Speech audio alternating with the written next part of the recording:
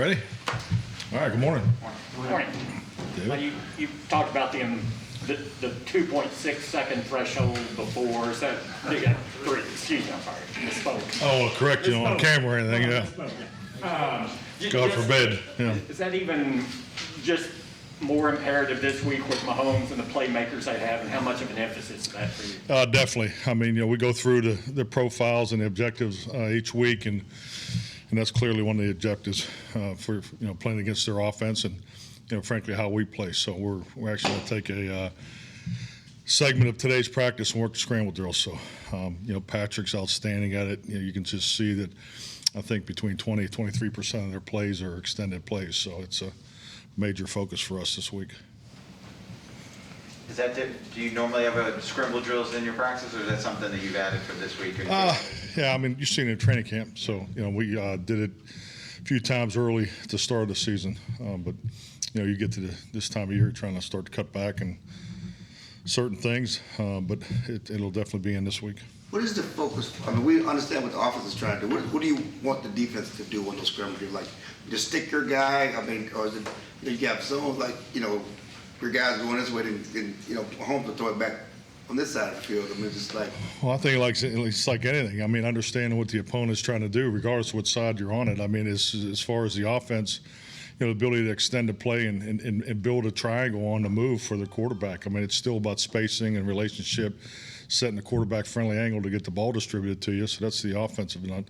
Defense is the biggest thing is the plaster. You'll see time and time again, particularly defensive perimeter players get stuck with their eyes going back to the quarterback, and it gives the receiver an opportunity to create separation and give the quarterback a window to throw the ball. So, and then obviously the pass rush element, because if you do have the rush lane discipline, I mean, he's not one that goes outside. He does a really good job setting the rush high and coming up in the vacated A or B gap. So, those are the little things that you practice and emphasize, and he's outstanding at it. Does it make it more difficult because he's unconventional?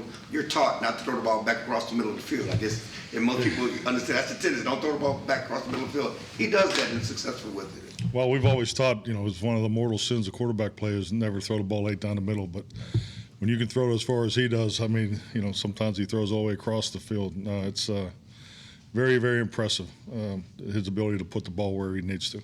What has been your assessment of his play this year specifically?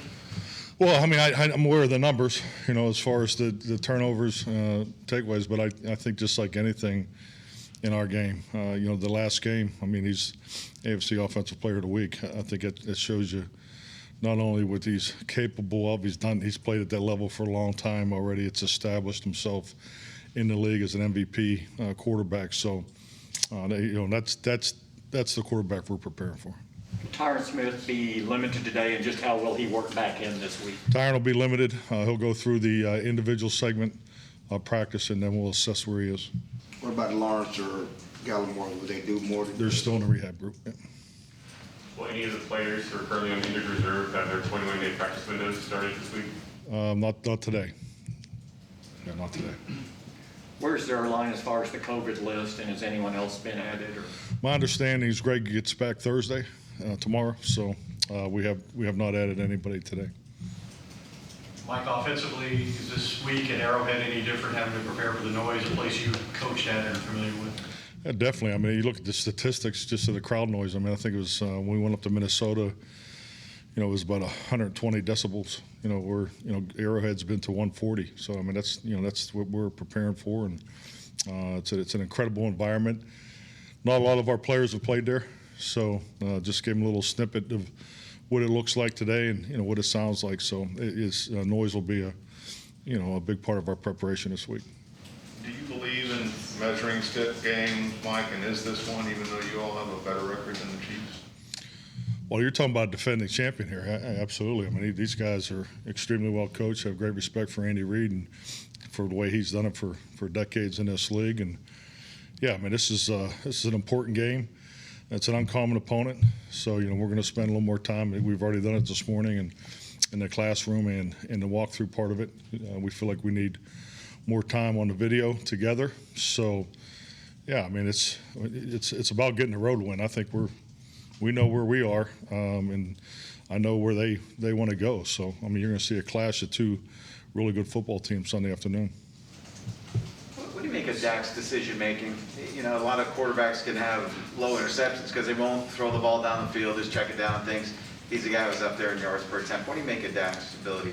Well, I mean, we're definitely with our design of plays. I would put us in more of the aggressive category. So, I mean, we're not a dink and dunk offense. So, I think the point I'm making with his completion percentage, I think that's shows you the type of player he is and just the kind of year he's having. So, I think his decision making overall, as a whole, has been excellent. So, the interception ratio is a little higher. You'd like to be 1.7 or less. Historically is the way we look at it. But it's a long year. Those are numbers really more for it at the end of the season. You go back and evaluate. I think you can get yourself crossed up, holding to those numbers in mid-season. But I think he's very smart with the football. If Tyron Smith can't play on Sunday, Coach, that would in theory be the first time that we'd see potentially all these starters on the offensive line. But is it as simple as that? In other words, do you still find yourselves tinkering with some of the positions there? No, I mean, Tyron's, he's gonna, we'll see how he goes today. I mean, today is a big, the goal would be for Tyron to get a full week's work. So, other than that, we'll just continue to work all the different combinations. So I mean, this is kind of normal this time of year. You guys made an emphasis in the offseason to improve the defense, but after last week's game, what kind of confidence is this defense playing with right now? Our defense is playing with great confidence. I think, number one, you look at the number of 32, 33 players that have played already on the season on defense, and not only are they confident, they're all chomping on the bit to play more, and which to me is a very healthy, competitive defensive room, and then that's what you want. So the communications has definitely improved. You can see the connection is more and more. This is a huge challenge. I mean, this is as an explosive as an offense that I think you'll see, in our season. So, but yeah, I clearly think our confidence is growing. We come off a performance Sunday, based on our own personal analytics, is the highest rated performance of my time, using this system. So we want to build off that performance.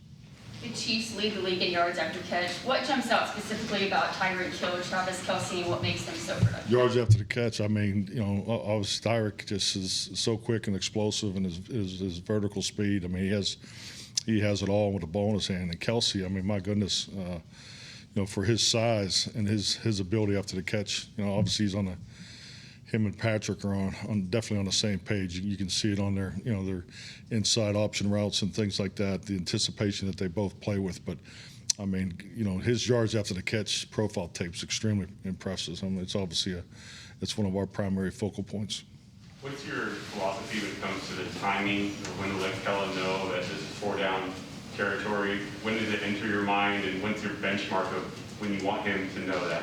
Well, I mean, obviously you'd like to give it to him on second down, so because it'll affect his third down call. So yeah, I mean, it's something that, just like anything in game planning, you have an anticipation of when you're going to do it and going into the game, but the in-game communication is, obviously you want to give it to him as soon as possible. How much of this game plan where it's, hey, I'll be pretty inclined to be more aggressive today? Is that something that is discussed over the course of the week? It's like no other. It's just like all the other situations. I mean, you go into short yardage, 1st and 10, normal D&D on this side of the 50. Or I mean, you have general spots in the game where you want to be more aggressive, and you have games where you're spots in the game that you go into where you're not going to be as aggressive. I mean, it's no different on 4th down. Do you see a lot of similarities between these two teams and the way they're built? And did you guys model yourselves in any way after them given the success they've recently had? That's a great question. I mean, I have a lot of respect for them, but I wouldn't say we sat down and, so we're going to, we want to be like the Kansas City Chiefs. I mean, I think they play in a different division. I think if you look at their division, I mean, the tight end position, I mean, there's definitely some carryover now that, we're into these AFC West teams, and you're watching them on film, and you can see, and I think that's normal in any division because, they're obviously the beacon of their division and frankly of the NFL. I mean, just for their success, particularly the last 3 years. So, but yeah, they're in our cut-ups. You know, they're part of some of the things we look at postseason, you know, in season as far as trends. So, but I wouldn't say we model ourselves after them. Dax spoke after this past game about Anthony Brown's leadership. When you have so many young guys on defense, what type of role do you look for him to play in keeping that continuity as a veteran? I think like anything in leadership, you got to give guys opportunities, and I can't say enough about Anthony Brown. I mean, he's his professionalism every single day. He's playing with such confidence. You know, this year compared to last year, I think he's having a heck of a year. He was our designated captain to talk before the game. He was outstanding. I think everybody really felt him before we went out on the field. He inspired me for the theme I'm going to use in the morning. So he's definitely really stepped up his leadership. Since the start of spring in general, how much of that leadership in the locker room have you seen develop from starting OTAs to today? I mean, let's be honest, winning helps, no doubt about it, but it's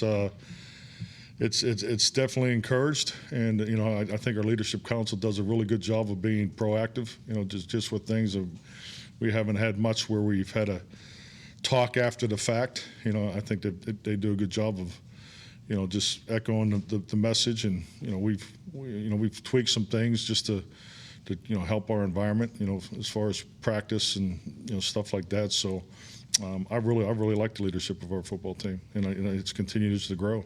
Can you share what Anthony said that you might be going forward with? Well, you know, I mean, his message was, you know, more about, you know, we talk about everybody, you know, coming in here to AT&T and giving us their best shot. You know, it's time for us to just start shooting at everybody else and not worrying about that. So this was the gist of it. Given that watermelons and last week helped for you, do you have any creative ploys this week to motivate the team without giving it away? Wish I had something to give you. Yeah, I mean, no, we're just trying to emphasize some of the same things over and over, just with, you know, different selection of words. With two uncommon opponents within such a short period, how does that impact the staff and what you give the players versus what you normally would if it was a little bit different situation? Well, I mean, the history of playing on Thanksgiving, and I think we've all been part of it. You know, definitely you're part of it every year here in Dallas. But my approach was you always install more. You know, our installation is heavier today. It'll be a little heavier tomorrow. So with the thought, we call them corresponding concepts. You know, corresponding things that you feel like there will be carryover from the Kansas City game to the Raider game. So that will be our, you know, approach all week. Their defense is aggressive. How do you feel you guys have dealt with the blitzing and what the opposing defense has done to you in that? Definitely. I think we're doing a good job. I mean, we definitely can improve. You know, we've had some inside pressures. You know, we spend a lot of time on self-scout. We're really encouraging our younger players specifically to stay on top of their self-scout video that's available to them. And, you know, whether it's the inside pressures that we got hit on 2 of those early in the season in normal D&D, you know, versus our play action pass. So we tend to still rep that just because, you know, we haven't seen it, but just learn from, you know, they watch the tape too. So, you know, just anticipate it. But Steve's has a long history. I mean, you can still see the influence of Jimmy Johnson and his defensive pressures. And, you know, so I'm big in the history of a coordinator just to try to try to anticipate maybe which direction he's going to go. But our players do a really good job in the video aspect. Tyler Biadasz, have you seen the strides that you've been looking for over the course of the season's kind of gone on? Good point. Yeah, definitely. I agree with you. I think Tyler's put together some really good games, more from the, you know, the function and the declaration and in the command and in the operation, and that's important. You know, I think, you know, your battery, you know, between your quarterback and in the center and even the guards for the most part, for, you know, because particularly with the challenge we're going to have here at Arrowhead with the noise, those guys got to be really on the same page. So I think Tyler's doing a really good job. Do offenses get to the point where you want to see that pressure? You know, because there's opportunities for big plays when they do bring it. I mean, just the way, you know, every offense is different. Everybody views protection, you know, a little different. You know, are you proactive with the adjustments? Are you hot? Are you a blitz side adjust team? So I mean, I think it's like anything in this league. If you just do one thing, you know, the opponent will figure it out and can stress you out that way. So, you know, the ability to be flexible but be detailed and have those answers is important. So yeah, definitely. You know, with our perimeter group, you know, I hope they every week you hope for a little pressure because it gives us a chance to catch a one-on-one, and you know we feel our guys can score in that situation. In terms of like using silent snap counts and so forth, how much did playing in Foxborough and playing in Minnesota bring those elements out that you might need this week? Yeah, this definitely will be probably a Minnesota plus environment. So you know it's actually what I referred to this morning in the meetings. This is going to be a little louder in the Minnesota game. Other than going Spinal Tap and cranking it up to 11 with the noise in practice, what can you do to try and replicate? Just don't go Spinal Tap and crank it up best you can. I mean that's but no, the walkthroughs are important. You know, we don't always just need the noise to work it. So, but yeah, we'll definitely spend a lot of time on the cadence because both quarterbacks are outstanding at the cadence. You know, Dak does a great job. We've had 4 free plays in the last two weeks, and obviously Patrick's doing a great job of that also.